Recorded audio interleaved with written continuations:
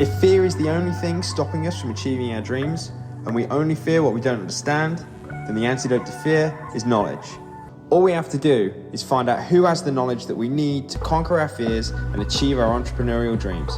My name is Callum Walker, and welcome to the podcast that will help you figure it out and conquer this lonely entrepreneurial journey. Wow, what a weekend. What a week. What a week it's been. A little bit wet today. I always find I want to do this down the canal because I just find that the stuff that comes out of my mouth, it just kind of flows a lot better when I'm walking. And when I'm moving, I'm a very kind of active person, as most of you who work with me already kind of know in that sense. So yeah, I'm quite active. I can't sit still. I think it's the ADHD in me. But anyway, so yeah, what an amazing past 7 days, really. This time last week I was in Berlin, saw Brian Cox, which was just amazing. Well, actually, on the last episode of this, I was talking about how impressed I am about just how he is able to translate such a confusing and potentially boring subject and turn it into something that is just so exciting, relatable, and everything. So he was just amazing. I definitely did get lost in a couple of things, just naturally off the back of like maths and numbers doesn't work for me particularly well. And he went a little bit in depth for that, but yeah, amazing. And again, just to kind of summarize, I was talking about on the last episode, really around how impressed I was that he was able to captivate his audience and get them so engaged in something that is so complex and challenging. But anyway, I've been up to a bit of things. I had my webinar last week. On Thursday, I had my maths class, which was just amazing. I had 30 people sign on. 18 of them showed up, which is great. I'm really happy with that. And 9 came on. So yeah, 9 more guys than I get to work with. But I think what I want to talk to everyone about today, and really what I want to go into, is how important your community is and who you're working with actually is. Because like for me, this is like the keystone to everything that you do, whether it's from a coaching perspective, from a marketing perspective, whatever. It starts with that who. And we can get really kind of sucked into the trap maybe as coaches of, right, okay, well, who can I work with? Who do I get results with? Who do I think I should work with? Versus who do I want to work with? My reason for that is that, for myself, I look back on my own coaching journey. I went through a period where I was working mainly with people, helping them lose weight, change their lifestyle, all of this sort of stuff. And I was extremely good at it. Don't get me wrong. I got incredible results with people and changed so many lives. I could sound a little bit arrogant, but actually, it's just confident that, I did. And I was really good at it, but I didn't like it. It's not like I didn't like it. It just didn't get me do you know what I mean? It didn't get me so excited. And when I had a new client come on, there was almost that sense of dread, actually. I don't know if it was because I didn't like the people. It was just more, it felt like work, as opposed to it feeling like, this is what I'm here to do. This is why I was put on this planet. And I found that I definitely went through a period of time really heavily procrastinating around driving my business forward, getting new clients. I knew the stuff I needed to do, but I didn't do it. And for a long time, I really used to think about, okay, well, why am I doing that? Why am I procrastinating? I know this is going to improve the quality of my life. It's going to do, I'm going to bring more money. I'm going to grow my business. But why am I so reluctant to drive forward and really, really grow my business and do the stuff that I'm supposed to do? It's because I kind of didn't want to do it. It's not necessarily the stuff, it was more the people. It was 30, 40% of my clients I really loved, but 70 to 60% I was like, oh, you're just hard. You're just hard work. And I kind of put 2 and 2 together that more clients meant more pain. And really, we don't take actions to move towards pain, we take actions to move away from pain. And I was just moving towards pain with a potential chance of moving towards pleasure. But it was a chance, not a certainty.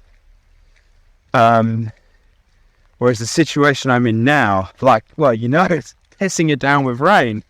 It's cold. it's wet. Yeah, I'm still doing this. Why? Because I love this now. Like that this could potentially be a tool for someone listening here who might go, oh, I really want to engage with this guy. Now, I want to do that because I love the work, but more importantly, I love the people who I work with now. Like, I am obsessed with bringing more and more and more people into my program. Why? Not to make more money. I'll get onto the money thing in a second, but because it just fills up my cup. That I'm sure, you know, as entrepreneurs, especially young entrepreneurs, you know, whichever one in my community is, that includes you, Stu Mac, even though you're 34, you're still young. That, like, you know, we're all young. And that, like, you know, I started my business up at 22. What are most 22-year-olds doing? They're going out, getting pissed and having a good time. What was I doing? Writing recipes at fucking 1 o'clock in the morning. And that's incredibly lonely. It's incredibly lonely in the way that you're thinking, because to run a business, to be an entrepreneur, to be a coach, you have to think on a different wavelength, a different level. And being isolated in that, it's painful and it's hard. Whereas, like, this past weekend, honestly, like, people were I look at my weekend, yeah? Just so you know, my Thursday, so I got back from Berlin at 10 p.m, okay? For some reason, it ended up being a 10-hour round trip back from Berlin. So I got back from Berlin on Wednesday at 10 p.m. after a 10-hour round trip. Then on Thursday, I got up at 6, started all of my work, so I needed to prep for my masterclass that I did at 11. So I'm a bit nuts and just like rampaged through that all the way through to 11. Then I delivered a 2.5-hour masterclass. Then I was following up with people for 6 hours after that. So I finished at 9. Then Friday, I had 3 clients in the morning. Then I went and picked up the Big Smoke, one of my number one clients, from the airport. We spent the afternoon together. I left the office at 10 p.m. Well, 10:30 actually. Then I was up for all of my clients to come down, who've come from all areas of the country. It's just so crazy. Like, I literally can't believe that these people have flown all the way over, have flown over to see me, driven off from all parts of the country just to see me. Like, it's crazy. And I was in the office at 8 o'clock. I left the office at 1:30 in the morning after talking all day. Then it took me ages to get back to sleep because I was still wired. So I didn't get back to sleep till 2:30, but forgot that the clocks had moved forward an hour. And then I'd stupidly said, without thinking about the clocks, guys, instead of starting at 10, she started at 9. So I actually got to sleep at 3:30 and then got to the office for 8. So I was up at 7, so I had 4 hours sleep, and then was talking all day on Sunday and I left the office at 7:30. That's nuts. But like, I loved every minute of it. That I loved it. It gets me excited, and I just want to do more of it. You know?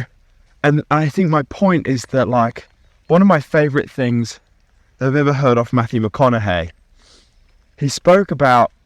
he went through a period where every film he was doing is like, I need this to be a blockbuster. I need this to be successful.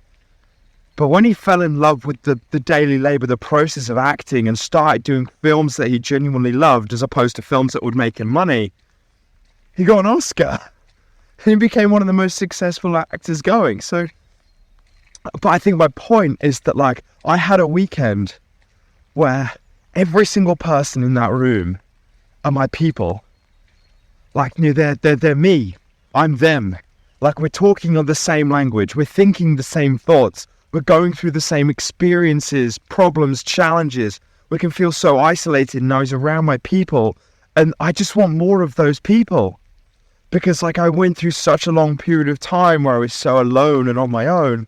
And now all of a sudden, I'm not alone. And more importantly, people who are in that position have created a place for them to come. And that gets me excited. Procrastination is not a problem. My problem is I've got to slow down. Okay, slow down a bit here, Chief. You know, so I think what I'm getting at is really, really think. Who do I want to work with? Not who do I think I should work with, or what am I good at? Who do I want to work with? What's the work I want to be doing? So, you know, for years I was chained as a nutritionist. So I thought my only real, like, future was to either be a nutritionist at an international level or go down the Joe Wicks route and almost like be the known guy from a weight loss perspective. But neither of those futures excited me because I wasn't really in love with that process. Whereas this, I adore my clients. They're like my friends. I just get to hang out and geek out and nerd with them over things that no one else understands, no one else can talk about. How amazing. So I think my point is really spending some time thinking about, right, what is it I want to be doing? Who is it I want to be working with? And what's the place that I can create? Because the feedback I got off my guys was just like magical.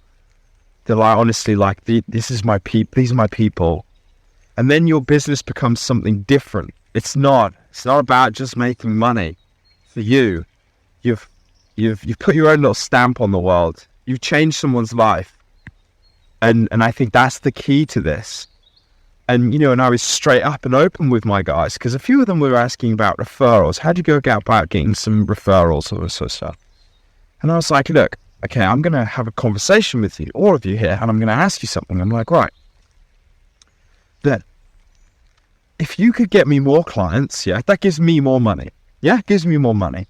But I'm still going to be sat here in the same Marks and Spencer's t-shirt, which I'm actually still wearing, the same trackies that I'm still wearing, because this is enhancing the quality of my life. So more money, I'm not going to spend it on anything else. What more money allows me to do is actually put it back into the business. So my point is that the more clients you give me, the more money I have access to, which then means all the things that we really enjoy doing, I could put more money into it to make it even better.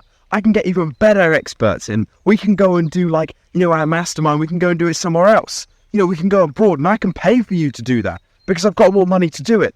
So I can make the overall experience so much better. So it's like, the more clients I get in, the more and more of this work I get to do. So I think where I'm kind of getting at with this is that that really focusing on the who you want to work with is just massive. And asking yourself the question of, right, do my clients fill me up? Do I get excited to get more clients on board? Because honestly, my clients have really, really changed my view of this whole business thing. So that's everything that's going on this weekend. I was a bit cooked yesterday. This week is certainly a pullback week. And I've started to get a lot better at that. I used to just go push, and then run myself into the ground and be absolutely cooked. But this week, it's like, right, okay, in between clients, I know I'm doing this now, but I am just going to go for a nice little walk, maybe play golf, hopefully if it's not raining, spend some time with my mum and just decompress and spend some time for myself so I can then go again. But if I could leave you with one thing, is really, really have a think about who do I want to work with? What is the business I want to create? Who are the people I want to spend my time with? Because remember, we end up spending more time with our clients than we do with our friends most of the time. So make sure the people you want to spend time with. So anyway, I'm going to leave you with this. I'm going to dry off. But hope you have an amazing week. And speak to you all soon.